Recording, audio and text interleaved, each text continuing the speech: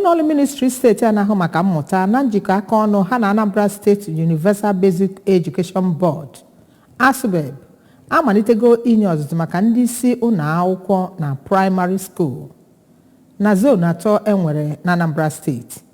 Ndị isi ụlọ akwụkwọ a ka a na-enye ọzụzụ malite na ndị Anambra North Senatorial District bụ nke ga-ewere ọnọdụ na isi ụlọ ọrụ ASUBEB n'Awka, ebe nke Anambra South nakwa Anambra Central ga-esochi ma ọ bụrụ na emechie n'ime ọnwa a.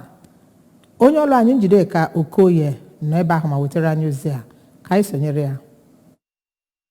Mgbe ọ na-agwa ya bụ ọgbakọ okwu ka onye kọmishọna na-ahụ maka mmụta Prọfesọ Ngozi Chimude bụ onye nabatara ndị isi ụlọ akwụkwọ praịmarị n'aha Gọvanọ Chukwuma Soludo gwara ha na ha bụ ndị dị mkpa n'ihe gbasara nkụzi n'ihi na ha na-ekụziri ụmụntakịrị malite mgbe ha pere mpe. Ọ dụrụ ha ka ha bụrụ ndị ga-etinyewanye uchu na ya bụ ọlụ. Ya bụ kọmishọna kọwara na ọzụzụ a bụ nnọọ nke a ga na-enwe kwa afọ, kwuru na ọchịchị Gọvanọ Soludo chọrọ ịzụpụta ndị ma ihe ekwe na-akụ n'iji akọrọngwa agbara ọhụụ agbasa ozi. O mere ka amata na Anambra Steeti ga-amalitezi itinye n'ọlụ e-curriculum nakwa e-lesson note.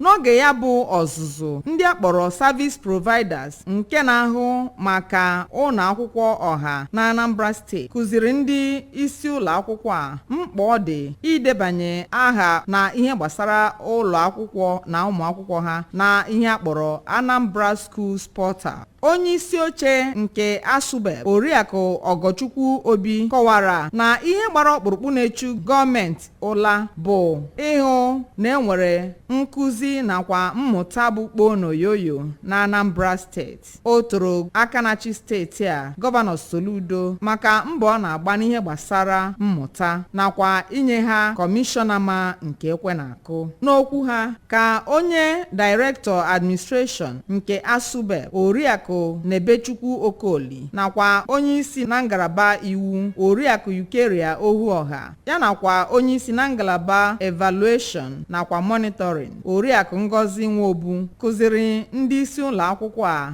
ihe n'akụkụ dị iche iche. Ụfọdụ na ndị bịara ya bụ ọzụzụ gụnyere onye isi ụlọ akwụkwọ Santa Maria Primary School Onitsha Oriakụ Ndidi Ọnọnye, Maazị Anthony Obiora nke Ọban Primary School Ọmọ n'okpuru ọchịchị Ayamelụm ya nakwa onye isi ụlọ akwụkwọ Onyekozulu Primary School Nteje nke dị na okpuru ọchịchị Oyi Oriakụ Josephine Chikwendo kenere Gọvanọ Soludo, Prọfesọ Chimude nakwa ndị ASUBEB maka ịchịkọbara ha ihe nkụzi a.